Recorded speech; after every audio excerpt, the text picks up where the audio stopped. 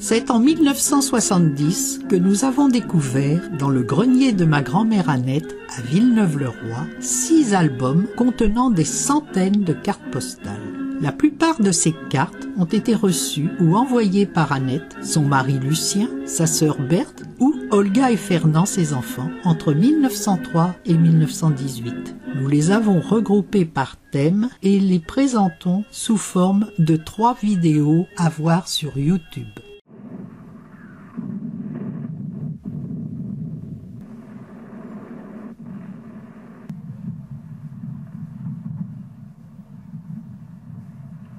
À la veille de la Grande Guerre, Jules Ravelet, cantonnier, et Léonie Vivian, blanchisseuse, ont 4 fils qui seront tous appelés sous les drapeaux. Lucien, Georges, Henri et Joseph. Et 2 gendres, Gaston et Louis, qui participeront aussi à cette guerre. Tous avaient fait un service militaire qui avait été pour eux l'occasion d'échanges de multiples cartes postales. Avec les traditionnelles photos des copains de régiment, des scènes de vie en caserne ou d'activités en pleine campagne, de divers apprentissages militaires ou de comiques troupiers avec leurs verres de mirliton. Au cours de la Grande Guerre, ces échanges de cartes vont se multiplier entre les frères, les beaux-frères et les épouses. Commençons par Gaston, époux d'Alexandrine Ravelet.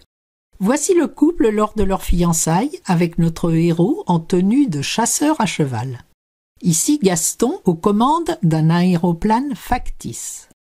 Et lors de son mariage avec Alexandrine en 1910. Gaston avait fait son service chez les chasseurs à cheval. Mais c'est du fond des tranchées qu'il envoie des cartes postales souvent laconiques à Lucien et Annette. Gaston a survécu à la Grande Guerre. Louis épouse Sophie Ravelet, sœur d'Alexandrine, en 1912. Au début de la guerre, il est chauffeur d'état-major et écrit à Lucien.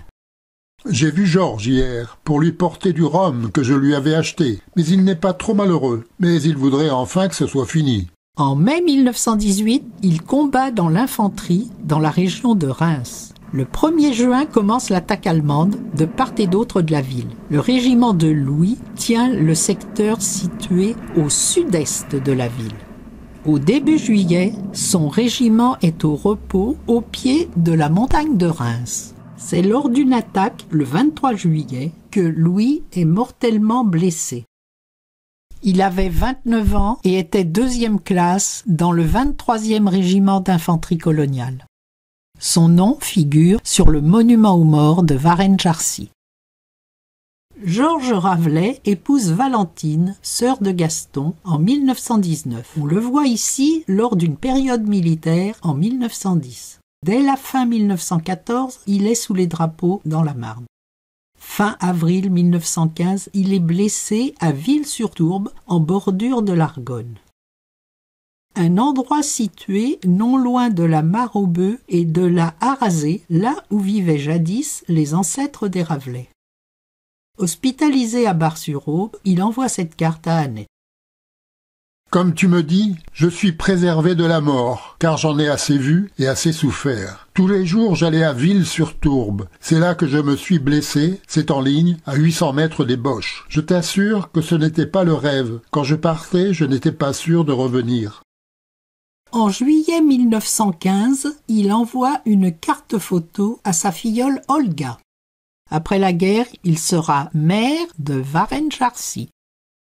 Henri Ravelet est un frère cadet de Georges et Lucien. Il envoie cette carte à l'occasion de son passage devant le conseil de révision. Ces cartes sont souvent laconiques, mais on pense que c'est lui, le bleu, au milieu des anciens, en 1908. Lui aussi a été appelé sous les drapeaux dès le début de la guerre. En septembre 1915, il obtient une permission et envoie cette carte à sa sœur aînée Léontine. Je voudrais que je n'ai pas eu le temps d'aller vous voir en permission, car j'ai travaillé, j'ai labouré notre terre et bottelé du foin. On sait qu'il sera par la suite interné des suites de guerre à l'hôpital psychiatrique d'Erquéry. Il y décède en 1926, à l'âge de 39 ans. Son nom figure sur le monument aux morts de Varennes-Jarcy. Lucien est né en 1878. Il est l'aîné des frères Ravelet. Il épouse Annette en 1901 après 3 ans de service militaire. En 1909, il est appelé pour une période de formation militaire. Je ne suis pas encore habillé. Je me promène en savate et sans capote. Je suis trop grand et ils n'en ont plus pour moi. J'ai un pantalon, une veste, un képi, puis une baïonnette. Tu parles comme je dégote. Le 7 décembre 1914, il est mobilisé pour de bon et reçoit cette carte qui prévoit une victoire rapide et bien arrosée. Pendant la guerre, il va échanger un abondant courrier avec sa famille, un courrier où il ne cherche ni à se plaindre ni à se glorifier, mais simplement à continuer à participer à la vie familiale. Début février 1915, il est déjà à Verdun et écrit à Annette. Mon adoré, tu ne m'écris toujours pas bien souvent. Je n'ai rien reçu depuis vendredi. Moi, je t'écris pourtant tous les jours. Avec son épicerie buvette et ses 5 enfants, celle-ci n'a guère le temps de correspondre avec son mari. C'est ainsi que par la suite, il va adresser la plupart de ses cartes à sa fille Olga. Tu lui diras aussi, ma chère fille, que si elle m'envoie un colis, qu'elle mette une brosse pour laver mon linge, car il faut que je fasse tout cela. Je pense que tu es bien gentille, que tu aides ta mère. Tu me dis que tu fais des progrès à l'école. Tant mieux, car tu en as besoin. La carte du 12 mars.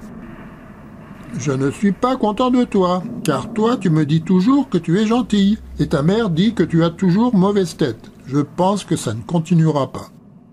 Dans cette carte du 15 mars, il indique par une croix la grange où il a droit de temps en temps à un peu de repos, au sec.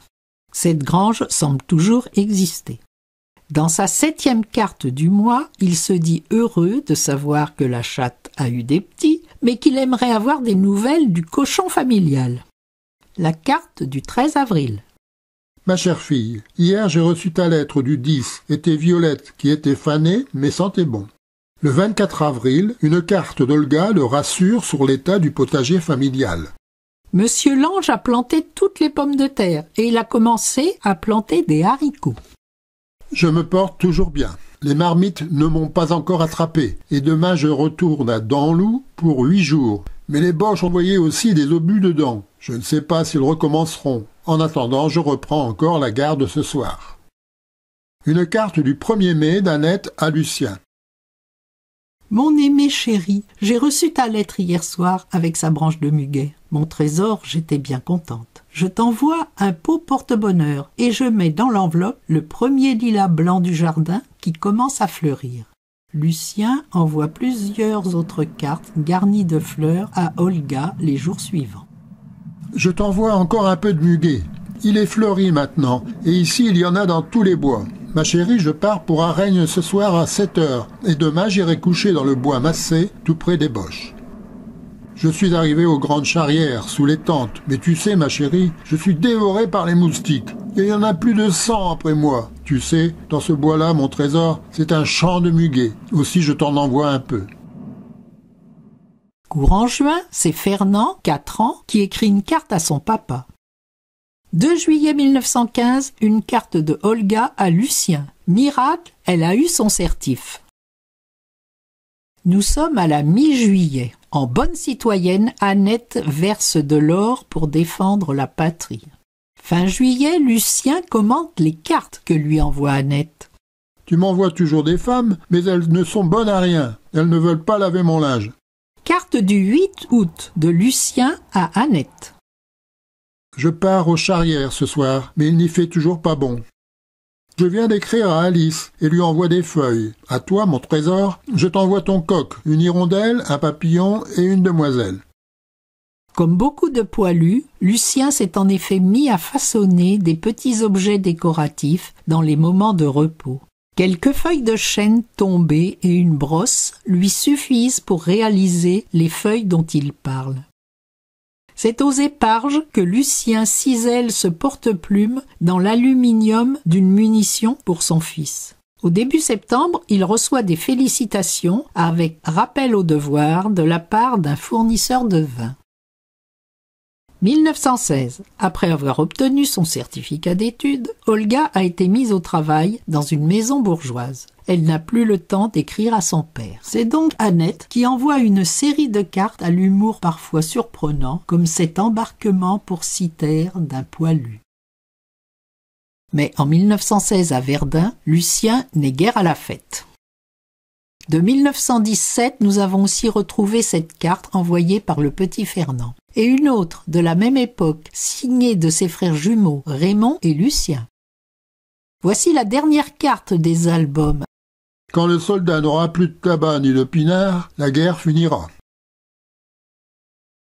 La carrière militaire de Lucien se termine en juin 1919, avec cette prime de démobilisation de 250 francs, allouée pour sa participation au service de santé des armées. Joseph est le plus jeune des frères Ravelet. Il est né en 1895 et appelé sous les drapeaux à la mi-décembre 1914. On le voit ici au milieu d'anciens et arborant le symbole de son métier de maçon, le fil à plomb. Début 1915, Joseph fait ses classes à Montargis et adresse ses vœux à sa sœur aînée, Léontine. Quelques mois plus tard, il lui envoie sa photo en tenue bleu ciel, une nouveauté pour l'armée française.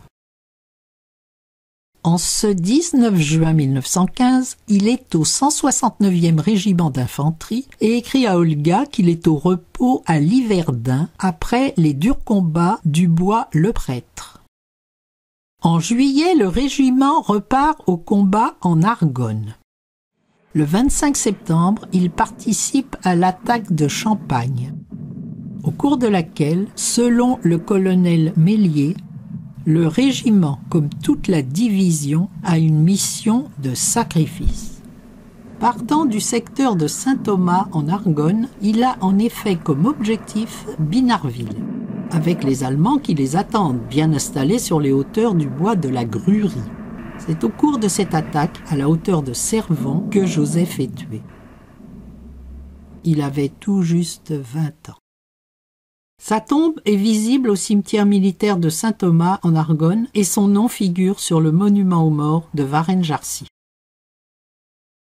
9 ans après la mort de Joseph, sa mère Léonie reçoit une enveloppe accompagnée d'une lettre envoyée par le curé de Roselieur.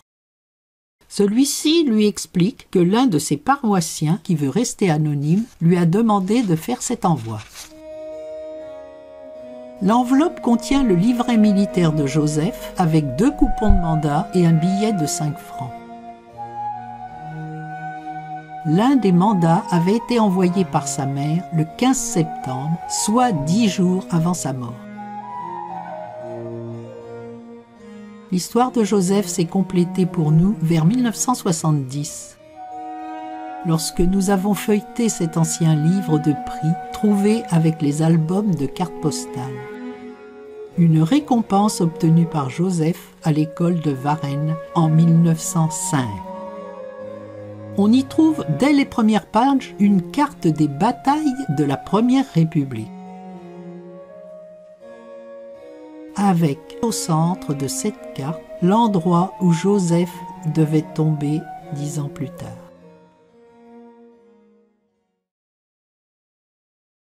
En souvenir de mon grand-père, Lucien Ravelet, qui a participé à la Grande Guerre, notre petite contribution à la commémoration du centenaire de l'armistice de 1918.